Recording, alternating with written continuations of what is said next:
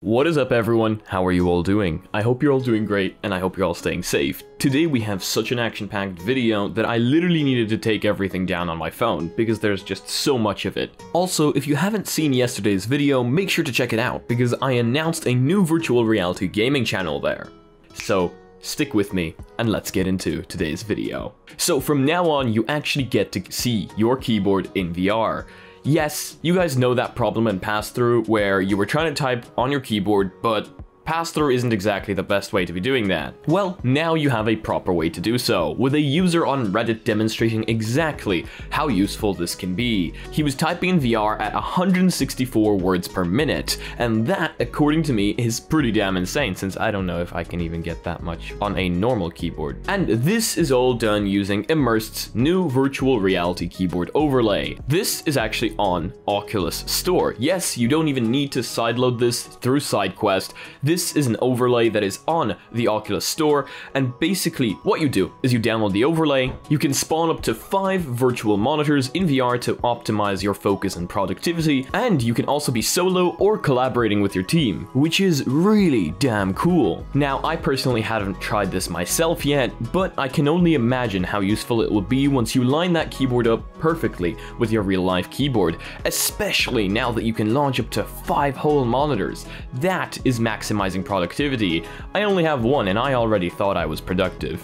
So this is certainly something that you should check out, especially since it's free. And if you do a lot of typing in VR and like seeing your Windows machine inside VR, this is something for you to try out. But here's the kicker. It also works with Mac and Linux, not just Windows. So you, Mac and Linux users, are not locked out from using this. You can also use this to maximize your productivity. Now, the next thing I want to talk about, I'm going to pretty much speed through because so many people have already covered this, but I've been asked to at least mention it. So the new Samsung VR panel. Yes, Samsung has developed a new virtual reality panel with a PPI of 10,000. Now that is 10,000 pixels per inch. This should absolutely mitigate and obliterate screen door effect. I am super excited for this since screen door effect is already pretty much gone off the Oculus Quest 2, and from watching Tyler Wood's video on this, this is apparently 10 times more pixels per inch than the Oculus Quest 2. So I can only imagine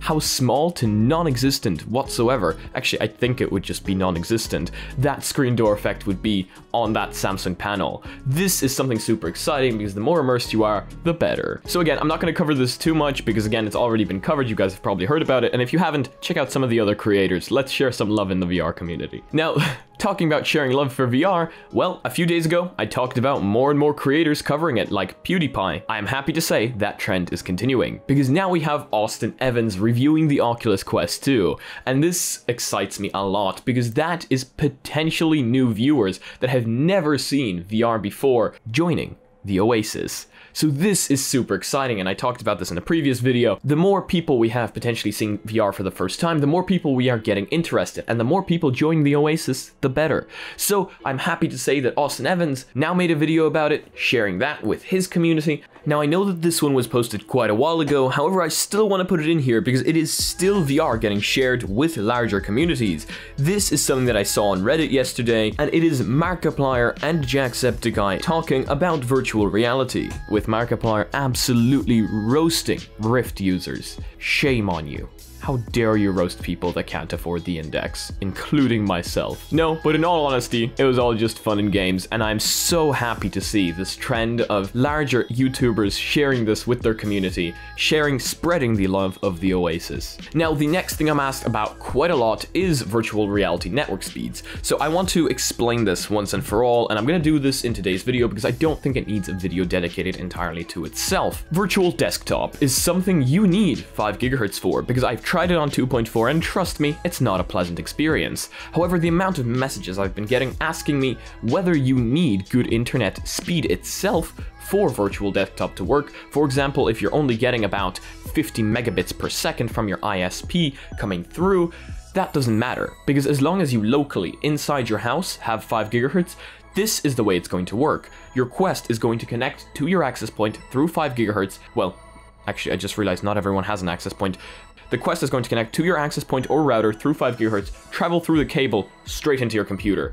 it doesn't connect to the internet, to the outside world at all. This is all done locally. So the speeds you are getting from your ISP completely don't matter. Why is this rolled up? I am so confused. So as long as you have 5 gigahertz, you could have the crappiest internet in existence, and you should still get a nice, playable virtual desktop experience. That is, of course, unless you're playing a multiplayer game. Even though 50 megabits per second, I'd say, is completely doable for multiplayer. Now, Steve Knows posted on his Twitter that you can check what data Oculus keeps on you. And this got me pretty excited because Facebook has already had this feature showing you what data Facebook is keeping on you. So Steve Knows sharing this was actually a pretty big deal to me. Yes, you can check the data that Oculus keeps on you, and this is all pretty basic stuff. There must be more behind the scenes. However, it's nice to be able to see roughly what they know about you. So in case you want to find out what data Oculus is keeping on you, make sure to check out the Twitter thread from Steve Knows down in the description below, because I'm giving all credit to him. So if you want to see this, go through his Twitter thread, and hopefully we get more and more data transparency as things move on, because I would love to know what these companies are keeping on me, even though that's probably not realistic, because why would they share that info? Now, moving on to stuff that Facebook keeps on you. Yes, you remember the voice command I talked about a few days ago? Well, all those recordings are stored by Facebook, just like pretty much everything else. You send a message, you send a voice recording through Messenger, that is also stored by Facebook. So I can be pretty certain that the voice commands that you talk about with your Oculus Quest are also getting stored by Facebook and using for, well, God knows what, because to be honest, I don't know what they could use it for. Maybe training AI, but using your voice recordings for malicious intent? I mean, what are you gonna tell your Oculus Quest? Are you gonna tell it your life story? I don't know. So next time you're trying to tell your Oculus Quest that your wife left you, you might want to think twice. Oh, I'm so sorry if your wife left you. I didn't mean it in that way.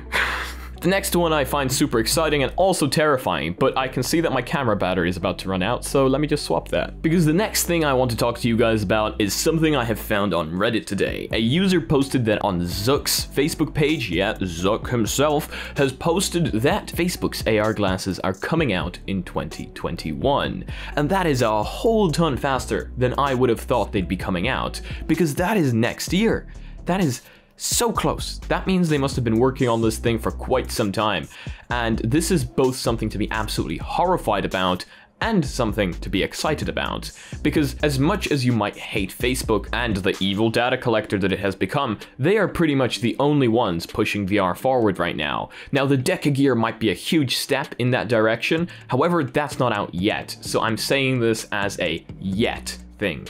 So I'm almost certain to say that if we see Facebook releasing AR glasses next year and they are anything close to good, other companies will follow. And I'm almost certain we will see the same thing with the Oculus Quest 2, with more and more companies that will now be releasing standalone virtual reality headsets. Because as I said, Facebook is currently pretty much the only one I can see pushing the market forward, especially when it comes to standalone devices, which is why I think they might have an ace up their sleeve when it comes to AR glasses. But I fully understand everybody that is super skeptical, and I'm sure that with AR, there's going to be ads floating around the real world absolutely everywhere. This is literally going to become the real version of IOI. But will I buy them? Probably. Because I love new technology, and to be completely honest with you, they already have enough data on me. I don't know what else they could possibly collect. Do I like them collecting all my data? No, not really, but I know it's a price I have to pay for getting their products cheap, and I am, well, willing, quote unquote, to pay that price, just like a bunch of other users are. Now, this can also be seen in Facebook's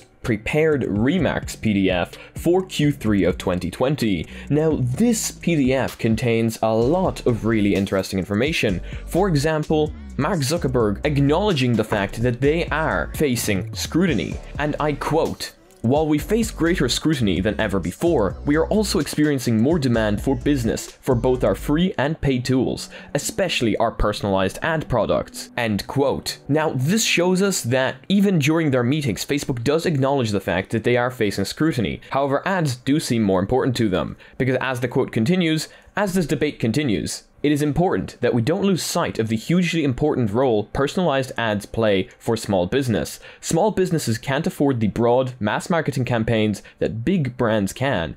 A good example is Glamnetic, a beauty brand specializing in magnetic eyelashes.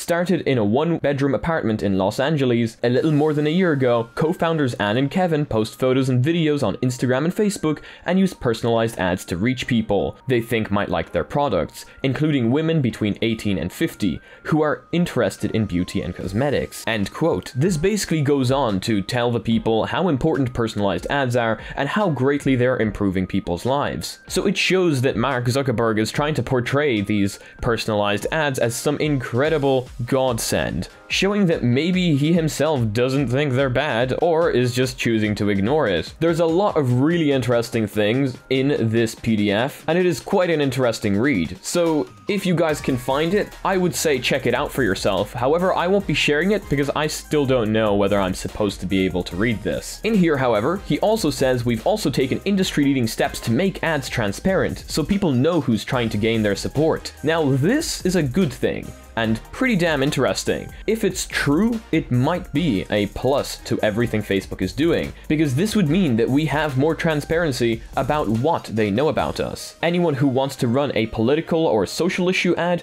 has to go through our authorization process first. And between March and September, they have rejected a total of 2.2 million ads, which is, again, pretty interesting, because that shows that they do have some sort of security in mind for their users. Now, in this PDF, Mark also talks about the Oculus Quest 2, and I quote, "This quarter, we also took major steps forward in building the next computing platform. We launched the Oculus Quest 2, our most advanced virtual reality headset, right in time for holidays. It delivers a real sense of presence, like you're right there with another person or in another place, and we've worked to make it more accessible to more people. It's lighter, faster, has a sharper screen, and a new price point of just $300. Pre-orders have outpaced the original Quest pre-orders by more than 5 times and have surpassed their expectations."